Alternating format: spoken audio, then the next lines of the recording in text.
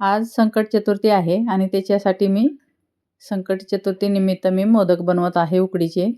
नमस्कार, विमलच्या किचनमध्ये तुमचं सर्वांचं खूप खूप स्वागत आहे. आता मी नारळ फोडून घेतलेला आहे. नारळ घेतलेला आहे आणि धुवून घेतले एक वेळेस, म्हणजे त्याचा काय कचरा आहे हे आहे ते निघून जाते. आता असंच मी छिलका काढून घेणार आहे. तुमच्याकडे दुसरा काही हे असला तर तुम्ही त्यानेही करू शकता. मी चाकूनच छिलका काढत आहे. असं आपण सारा छिलका काढून घेऊया. छिलका काढल्याच्या नंतर हे एक वेळेस धुवून घेणार आहे मी. आणखी ह्याला कसं थोडंसं ह्याचं वरलं ते सालपट लागलेलं असते. एक वेळेस धुवून घेतल्याच्या नंतर हे पहा आपलं झालेलं आहे. आता धुवून बी घेतले मी. आता खिसून घ्यायचं. बारकी जी खिसणी आहे ना त्याने खिसून घ्यायचं, किंवा बारीक तुकडे करून तुम्ही मिक्सरला हे फिरवून घेऊ शकता. आता हे खिसणीनं मी खिसून घेणार आहे. असंच हे पहा, असा आपला खिस पडत आहे. खूप छान दुधासारखा खिस पडत आहे. आता मी खिसून घेते असंच आणि उकडीची तयारी करून घेते. नारळ पहिले खिसून ठेवायचं, उकडीची तयारी करायचं. 2 वाट्या इथं पाणी घेतले मी. आता हे पाणी गरम होऊ द्यायचं. ह्याच्यात तूप टाकणार आहे मी. खूप सॉफ्ट होत्यात मोदक तूप टाकल्यामुळं, आणि स्वादही चांगला येतो. हे इतळलं तर हे 2 चम्मच तूप होईल, एवढं तूप टाकलंय मी.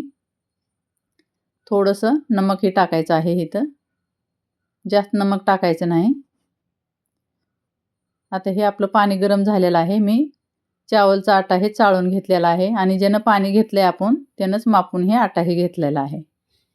2 वाटी पाणी 2 वाटी आटा घेतलाय चावलचा, आणि ह्याला व्यवस्थिशीर आपल्याला मिक्स करून घ्यायचं आहे. गॅस आता सध्या चालूच आहे. हे बघा, जास्त मी कोरडं ठेवलं नाही. जास्त कोरडं ठेवलं की मग वातड होत्यात आपले मोदक. आता मी इथं गॅस बंद केलाय. थोडंसं वाफ आल्याच्या नंतरच गॅस बंद करायचं. इथं मी खसखशी थोडीशी परतून घेतली आहेत कोरड्या तव्यात पॅनमध्ये, आणि इथं 2 चम्मच एवढं तूप टाकले. ते वितळलं तर 4 चम्मच तूप होऊ शकते. आता इथं आपला हे खीस टाकू.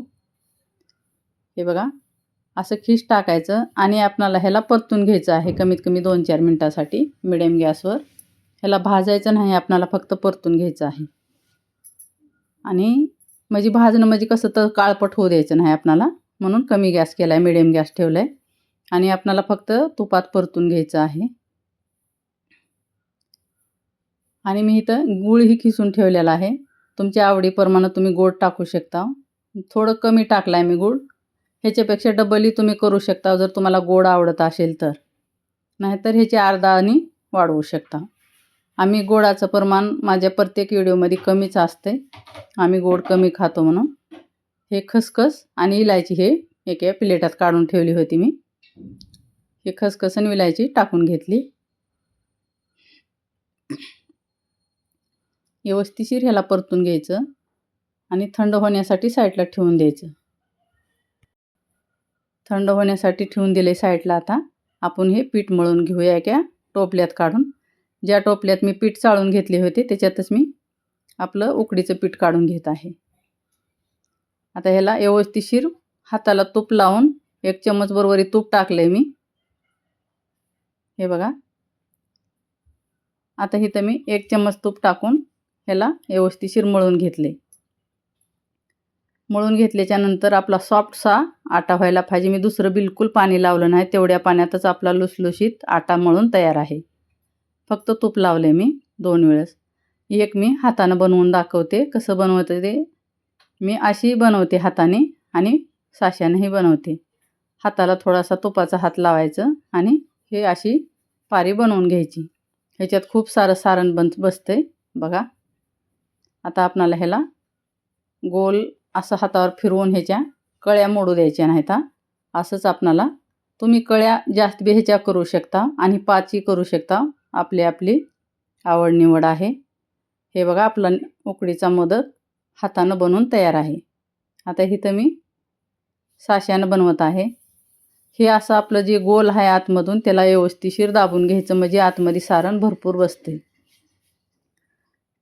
आता हे सारण बसवायचं. ह्याच्यातही खूप सारं सारण बसते ह्याच्यातही.